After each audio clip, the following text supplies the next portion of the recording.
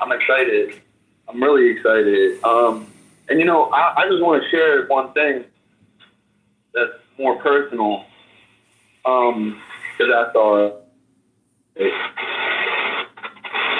that's security matrix.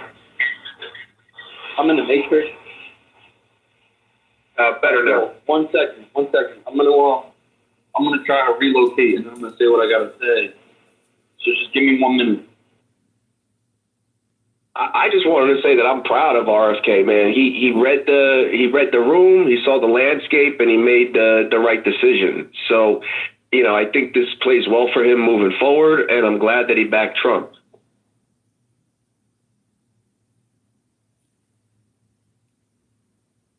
Yo, did you see Tulsi just endorsed them today? Did you see that? Yes. Oh. I was going to mention that there are other Democrats coming on board in the next few weeks. They're going to be funneling in to create the rest of the Unity Party. It was an old commercial when I was growing up. I didn't see Tulsi. That's big. I like some of her policies. I'm glad she's behind Trump. Yeah, she just endorsed them today at the what's it called? The National Guard Conference. At the National Guard Conference, she was a special guest. Came out and introduced herself, and then went on to endorse Donald J. Trump. So there goes, the vice chair of the DNC itself, former Democrat presidential nominee. Yeah, presidential candidate. Don't endorse Donald Trump, not because he's a Republican, but because of what he stands for and the people he surrounds himself with, like independent thinkers like Elon Musk, independent thinkers like Robert F. Kennedy Jr., and she wants to be a part of that as well. So, God bless her for that. But I wanted to share something just a little bit more personal. Is that, like, as being somebody who's been, like, a diehard RFK supporter and working with him personally and everything, I was like, oh, shit, if I start, supporting Donald Trump, everybody's been loyal to Trump for so long, it's going to be like, you're somebody in disguise. We're not going to accept you. You're really a leftist. We don't fuck with you because we think you're a climate change activist. And weird shit like that was going to happen if I came out and supported Donald Trump and RFK Jr.'s decision. I'm going to tell you right now, my personal experience, that prediction of mine couldn't have been more wrong. That feeling that I had couldn't have been more wrong. I've had nothing but positive feedback and embracement from that side of the aisle. Nothing but embracement. So much so that Donald Trump Jr. posted my artwork yesterday on his Instagram. That's how much. So, bro, like, I've got nothing but a warm welcome. That's been my personal experience dealing with people in the MAGA movement, people on that side of the aisle. And, come on in. The water is warm. It's that simple. These are good people. They're not going to, protest out front of your home and threaten to burn your schools down like you see happening on the left. With more protesters going out front of the DNC than actually going inside the DNC. So I wanted to share that personal experience with you. I did. I wanted to do that. I feel like a lot of people, have this preconceived misperception that I had. So I wanted to share my experience. Well said, man. Thank you.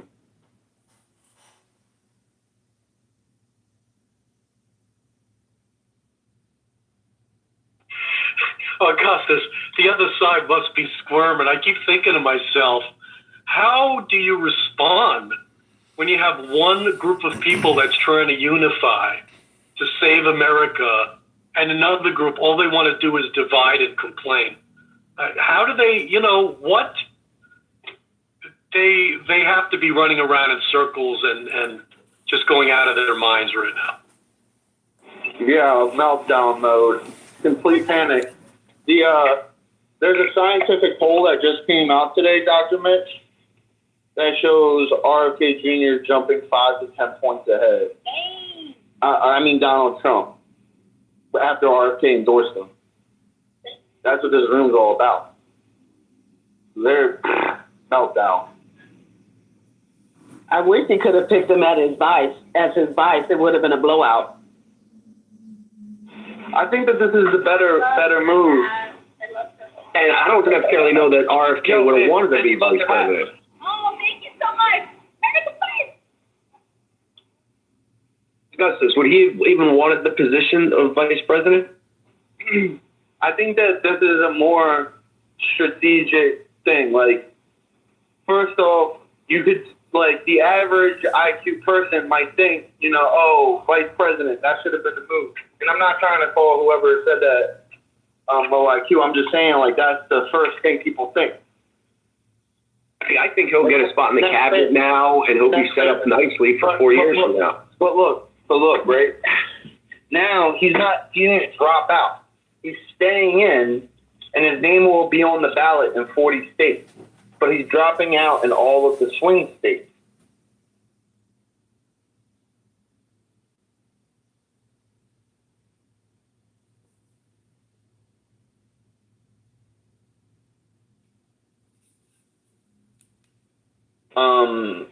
Coordinating with one another. There are two campaigns in order to stop people from voting for the DNC installed candidate, selected, not elected candidate, Kamala Harris, and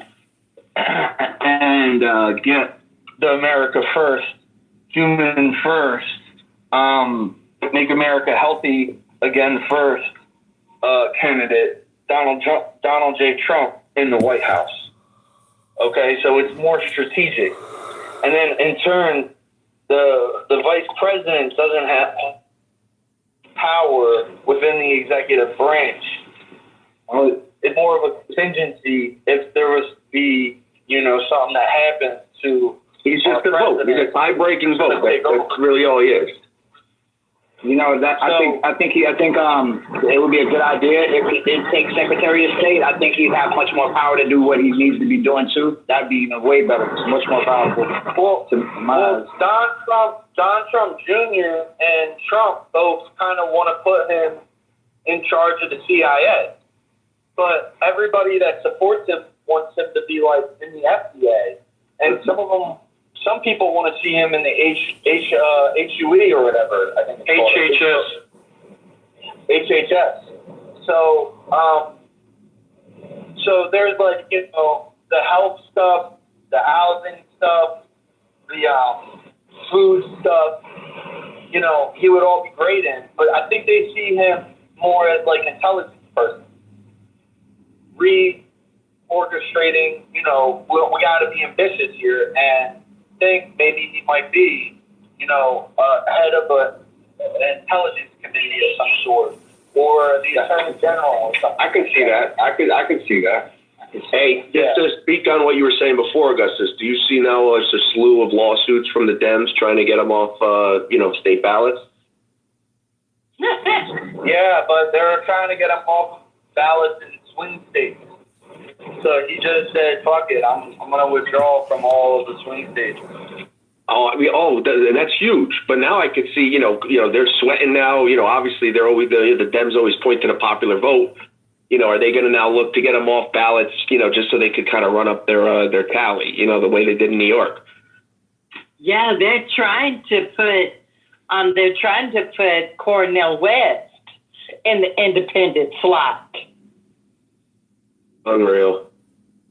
Wasn't Cornell always in the independent slot, or what did I miss? Well, Is he on the ballot? They're trying to push him up I'm like, that ain't gonna happen.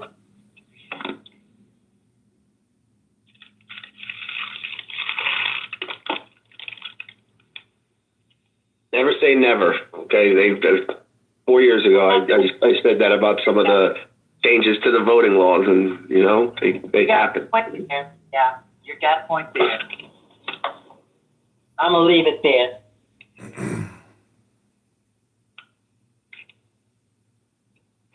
Well, yo, it's been a great room, guys. Thanks for coming through. Till next time, I'll talk to you later. I'm about to shut it down. All right, good to see you, Augustus. It's good to hear from you too, Pierre. Gratitude. Thank you. All right, just go up. Fucking Millith. Yeah.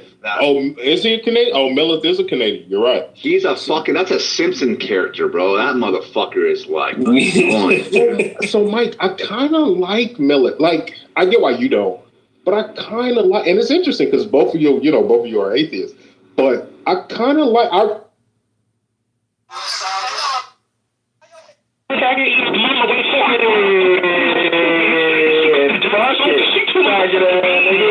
Here we go, end it off right there. For being too motherfucking big, stupid big junkie, shit, my niggas go in for that. So what the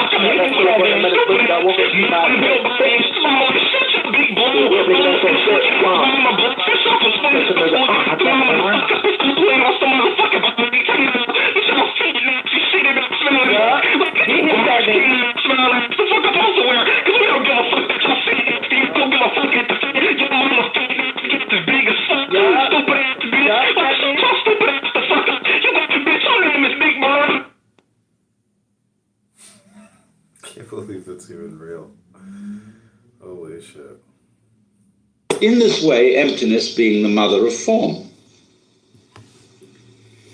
And you can always say, yes, only the form is there, that's all that's real. But that is only saying it's all that is figure. What about background? It always has to be there. So let's go on then into our visualization, our imagination. Use your imagination for all it's worth. To think yourself into the fact that this whole sense of importance, of vitality, of aliveness, of being is simply a sudden experience which was nothing before it started and will be nothing after it's over. That is the simplest possible thing you could believe in. It requires no intellectual effort, nothing. Supposing that's the way it is. Now I repeat, what's your inside feeling about that? Supposing, let's say, you feel sorry. For whom is this sorrow? Who, when it's all over, will there be to feel sorry? You really say, I regret now that this thing is going to come to an end. But when it's come to an end, nobody will either regret or be happy about it. That will be that. So in a way, you can say, well, this feeling of sorrow that I have that it's going to come to an end is really rather irrelevant, because let me look at the thing from the other direction. Supposing it never would come to an end. In other words, here is this alternation of joy and sorrow. And however happy I am today, I'm always going to feel miserable later on. And then maybe happy again, but then after that miserable. And this is never going to stop. I just can't get rid of the damn thing. Well, that's pretty depressing, isn't it? I mean, when you think it through.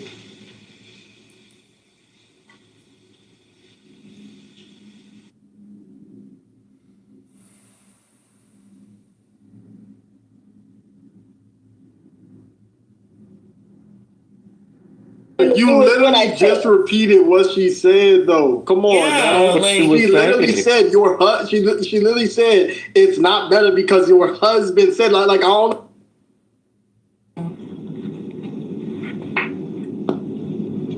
No, I genuinely think most of you are just really pretentious. Most of you are like really I don't know how to explain. I enjoy being pretentious if that's what you think of me. Yeah. Yeah.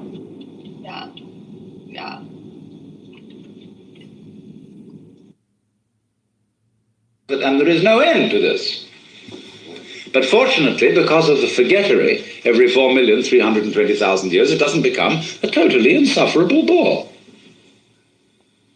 There is this blank space, this trough between the crests of the waves.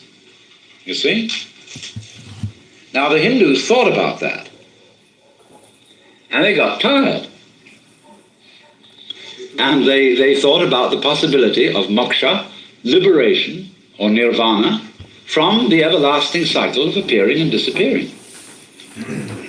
But then when they had thought that through, the Buddhists, for example, having really said, now we've got the trick. As the Buddha said after his enlightenment, now I've found you out, you who build the house. I'm going to take the house apart. The roof beam is brought down. Desire is the builder of the house. See, I've found you. Never again shall you build it. And the Buddhists thought that one over. I asked, they're crazy. We found a way out of samsara, the wheel of birth and death. And somebody one day said, but, isn't that rather selfish? You get yourself out. What about all the other people? Don't you have any feeling of compassion? Oh, yes, they said, of course. We forgot that, didn't we?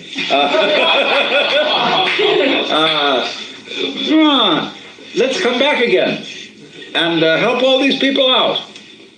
Then they got very sophisticated about it, and they said, look, if nirvana is released from birth and death, then they're opposed. And so nirvana and birth and death go together, and they will have to imply one another. So you're only really released if you see that nirvana and birth and death are the same thing. Now I'm going to pull a fast one on you. So every time an incarnation occurs, it feels like this one. See, it might be quite different. We might be reincarnated in another universe as beings of an altogether different shape. See? Not at all like human beings. But because we were used to it, we would feel that that was the human shape. We would say, well, that's natural. Obviously, that's the way things are. So naturally, if you appeared in the form of a spider, you would look around at other spiders and say, well, yes, of course, this is natural shape to be in. This is the human shape. Something that is not us looks at us and thinks we look perfectly terrible. I mean, imagine how you look to a fish. Clumsy, cumbersome, stupid-looking thing. Because a fish is so elegant and graceful and can slide through the water so beautifully. The human beings can't even swim properly. So don't you see that in every world that comes into being, or could come into being, it seems just like it seems now.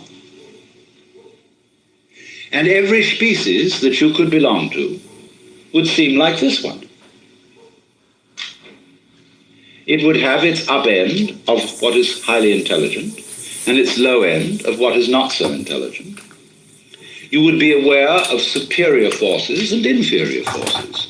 Otherwise, you wouldn't have the idea of mastering a situation unless there were situations you couldn't master.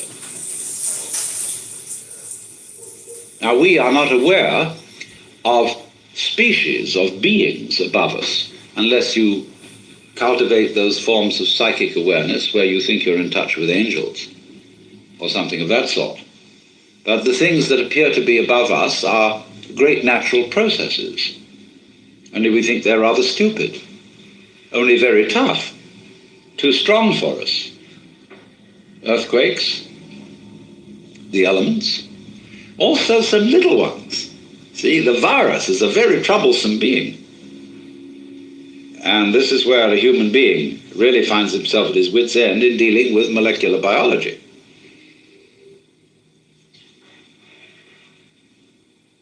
So, you know, if the monsters don't get you, The minsters will. The insects, you see. But at any rate, whatever level you're on, it always appears to be the same one. Now, we, therefore, naturally, don't we? We feel we're in the middle. We feel, for example, with the telescope, that there is a world greater than us that is infinitely greater. We feel with the microscope there's a world below us that's infinitely smaller, and we seem to stand in the middle. Of course you seem to stand in the middle. Every creature stands in the middle, because if you stand on a boat in the middle of the ocean and you turn around through an angle of 360 degrees, you will see the same distance in every direction. That's because you see. And your sensitivity to sight or the intensity of light is the same in every direction. So you're in the middle. You're always in the middle. Where else would you be?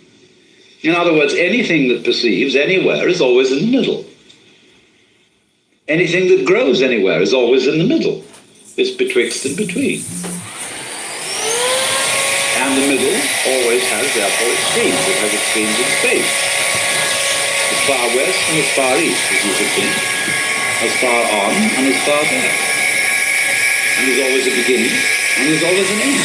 Just as there's a left and a right, or a top and a bottom.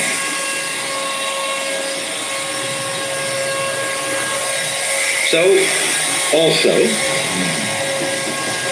if you are aware of a state which you call is, or reality, or life, this implies another state called isn't,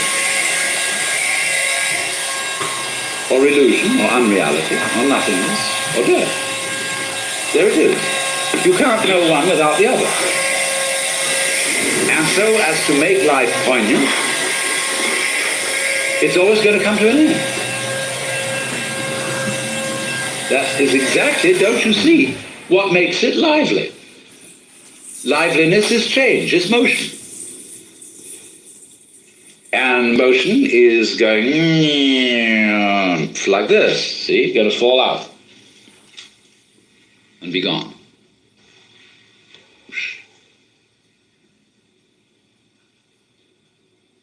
So, you see, you're always at the place where you always are. Only it keeps appearing to change. And you think, wowee. A little further on, we'll get that thing. I hope we don't go further down so that we lose what we already have. But that is built into every creature's situation, no matter how high, no matter how low. So, in this sense, all places are the same place. And the only time you ever notice any difference is in the moment of transition. When you go up a bit, you gain. When you go down a bit, you feel disappointed, gloomy, lost.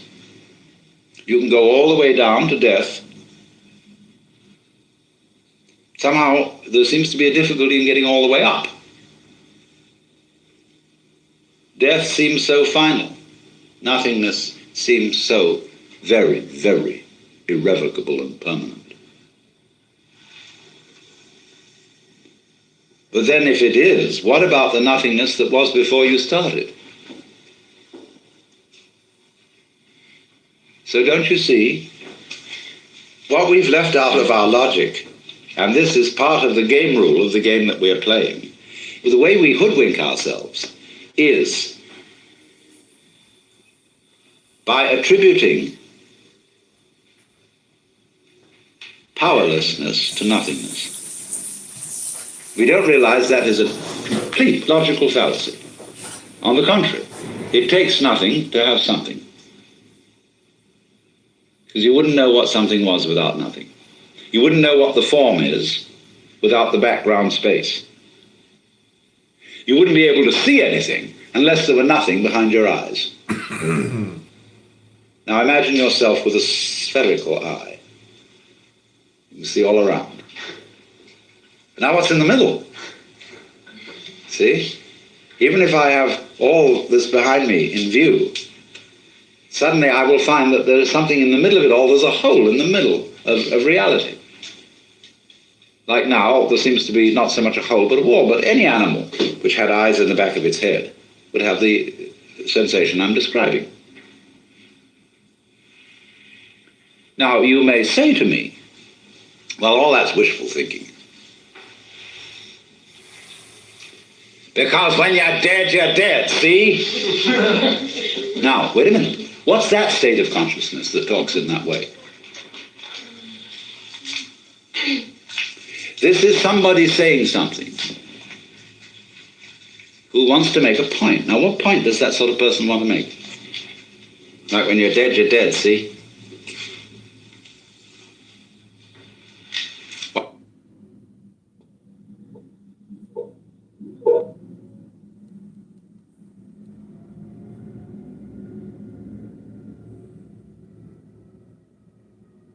Trying to be you, and you're trying to use your cute voice, she's gonna pack you up. If you think that you're smart and she feels like you're not smart, she's gonna pack you up. That's what a hater is. That's what an insecure woman does. That was a whole non-fault. She didn't call me ghetto up until I packed her. What the fuck are you talking about? You're fucking annoying as fuck. That bitch is the most ghetto. You're not the only woman on She is the most, but you're pissing me off. You think because she speaks like this, I'm an intellectual because I have a valley girl voice. You don't think that's ghetto, nigga? You don't think that's ghetto?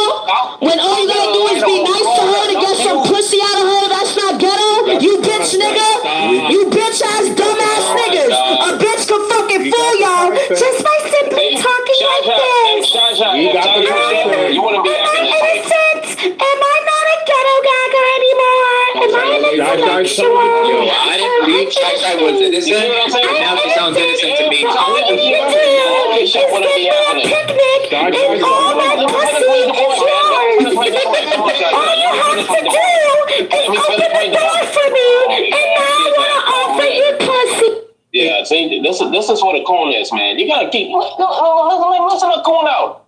Anyway, so what I'm trying to say is this line, bro. Florida changed up on us, bro. He got soft, bro. He always want to take on the woman's side. He don't want to take the side that's right. He want to take on the weak people's side. I don't know why. But it seems like he's doing this white savior complex. I don't know. And you know what's crazy? Monica warned us about this shit. Give me an example of what you're even talking about. Wait, hold on. Just now, Give me an example of what you're even talking about. That's a whole non-point. Free shot. Nothing burger. Free shot. The floor and allow her to speak. I tried for it. She didn't accept my invite. She didn't accept my... I don't know why Shasha was doing that voice talking about lying. That's what I didn't understand. Be nice to me, get my pussy. Why was she talking about lying like that? This and sound like a valley girl. Apparently, I'm not a slut. So, Shasha, why are you dragging lying? I'm gonna act fake pretentious. And just keep a high voice like this. And concrete. Because then you guys don't Now think you sound like a woman, Shy. Now you sound like a woman. We got the content, concrete. She don't sound like a woman. What are you talking about? What are you talking about? You don't. Can we kick Vic out of the room, please? Like you got a beard. Can we kick this bitch ass nigga out of the room? Why the fuck you in this fucking room? Where the fuck did this faggot come from? Yeah, take your bitch ass out of this room, bro. Hold on. You just called me a tranny. Ticket. Hold on. I said you sounded like one with that fake ass high pitched voice. But look, man, I'm a black man in America. I don't deserve to get jumped. Look, man, I'm liberating our people. No, get on Diggs' ass. Get on Diggs' ass. He's a dirty New York fucking I'm nigga. liberating my people. Look, I'm getting attacked. That's why you in the Matrix, nigga. Fuck you, Vic. That's why you in the Matrix, Nathan. That's why you in the Matrix. Yo, fuck Vic, man. I'm liberating people getting attacked for this shit. Yeah, you see that? I told you I could fix that shit real soon. So, Vic, take your wannabe black ass the fuck out of this room, bro. Bye. Yeah, Vic is actually Mexican, if you guys didn't. What did he Shasha, don't spread that false. First he was a part of the house, and then he tried this shit. He tried to say that, hey, because you allow white people in this room, you're cooning. This dude is one of the dang racist. Bro. Put your hand up if you want to talk when I talk, bro. Don't talk when I talk, bro. Don't talk when I talk, man. Don't talk when I talk, B. Don't talk when I talk, man. Let me make my point, and then you can speak after me, homeboy. You're kind of hot, man. You better calm down, man. What you gonna do, Vince? Vince, what you gonna do? You can't do a fight. Calm down. Anyways, like I was trying to say before this fuck nigga cut me off. You said, hold on. What you said, Nathan? Yeah, stay on mute, nigga. Stay on mute. Hey, so look. So like I was trying to say before this fuck nigga cut me off. Go back on mute, little nigga. No, I had to do something right quick. Before, like I was trying to say before, right? Yeah, this dude is the dude who left the house because he said that, oh yeah, you know this house, there are a lot of racist people up inside here. Every fucking black person in here, bro, is racist, bro. What you gonna do about that shit? Wait, hold on. Lion, you racist, Lion? Why are you always making up I'm racist too. Arguments? Somebody made that argument, nigga. Why you making up false arguments to try to get me? You always lose. I am the most. And then the worst part is lying. Do I sound like I'm on a big mic? No, you sound great. And you have one of the best. Hey, man, you should have said yes, Mike. You should have said yes, bro. Thank you. I was gonna say from the Sandry, listen, this was like a new you. And I just felt the need that if I don't even know what the hell Lion is saying right now, man. Real talk. If you got pulled over, Lion, you gotta come closer to the mic, brother. Call my wife and ask, should I help brother, I'm being dead serious. You literally muffled. Yeah, we can't hear you, Lion. You said this is a new you, Shy. Yeah, this is a new you. I like that. It's because what are you talking about? She felt the positive energy when she was kicking ass with the abortion. That's not pussy. That actually goes after people who don't fuck with you. You know, you finally started doing that. That's what he said. That's what you know. What the fuck are you guys talking about? You see what King's doing right now? She's what King's doing right now? And then, when I say that, up been like since I got here. You see what King doing? And then when I say King, you're the reason why Tommy leaves. He's gonna play crazy. Oh, I don't know what you're talking about.